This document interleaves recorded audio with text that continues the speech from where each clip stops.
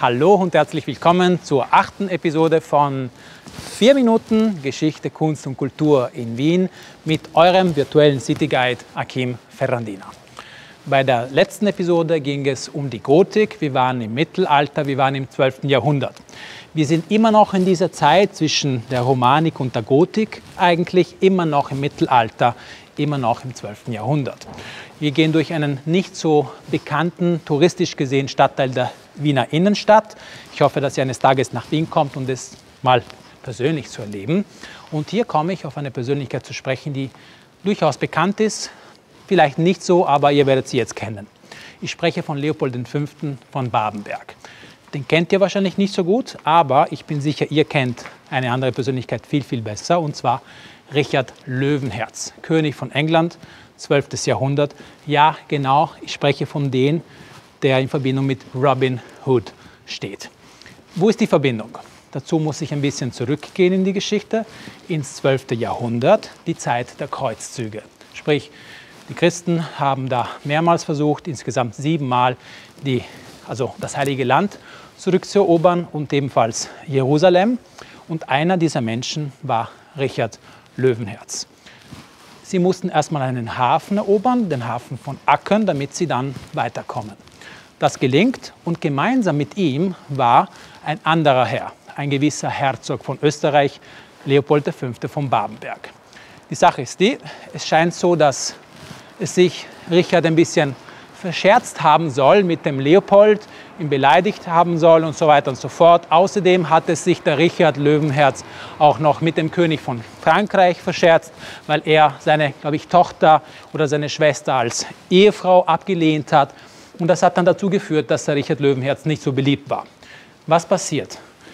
Richard Löwenherz muss zurückkehren, und der Leopold hat ihm noch gesagt, weißt du was, wenn du mal bei mir vorbeischaust, durch Österreich kommst, dann werde ich dir schon zeigen, wer ich bin. Richard denkt sich, das ist ja doch nicht mein Problem, hat aber Pech, weil er wollte mit dem Schiff zurückreisen, wird aber Schiffsbruch erleiden, sprich er muss durchs Land gehen und er muss durch Österreich gehen. Er muss durch Wien gehen, und in Wien wird er erkannt. Er wird gefangen genommen, tatsächlich, ja genau das passiert. Richard Löwenherz wird gefangen genommen, er wird in eine Burg gebracht. Die Burg, das ist Dürnstein, das ist durchaus bekannt. Und dort wird er erstmal verweilen, wird sehr gut gehalten, aber nichtsdestotrotz. Und dann wird er dem damaligen deutschen König Heinrich VI. Übergeben. Und so geht die Geschichte weiter. Der Richard Löwenherz möchte natürlich freigegeben werden. Und was passiert? Und warum erzähle ich euch diese Geschichte hier? Weil wir hier gleich etwas sehen werden, was mit dem in Verbindung steht. Und zwar, es wird ein Lösegeld verlangt von 22 Tonnen Silber. Ja genau, 22 Tonnen Silber.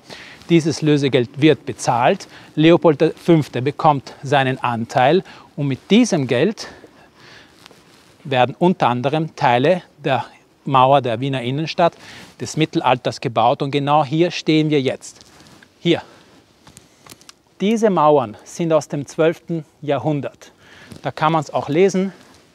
Unter dem Verputz des 17. und 8. Jahrhunderts, dieser hier, befindet sich an vielen Stellen Mauerwerk aus der Babenberger Zeit. Genau diese hier. Sprich, Richard Löwenherz hat auch seinen Teil dazu beigetragen. Das war jetzt kurz und knackig, prägnant. Kommt nach Wien, wenn ihr die mal sehen wollt, live. Ich und meine Kollegen und Kolleginnen zeigen euch das natürlich gerne. Ich hoffe, dass euch diese Episode ebenfalls gefallen hat. Wenn ja, ihr wisst schon, Daumen hoch halten, Kommentare hinterlassen, Fragen stellen und so weiter und so fort. Ich wünsche euch allen noch einen schönen Tag, und wir sehen uns nächste Woche natürlich für die 9. Episode von 4 Minuten Geschichte, Kunst und Kultur in Wien. Ich wünsche euch alles Gute, habt Spaß im Leben und bleibt vor allem gesund. Danke, danke, danke, danke.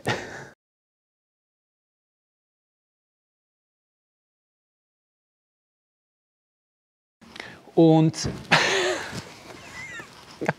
Richard Löwenherz, wir müssen wieder zurück, und da ist ein Stein und viene imprigionato altrettanto.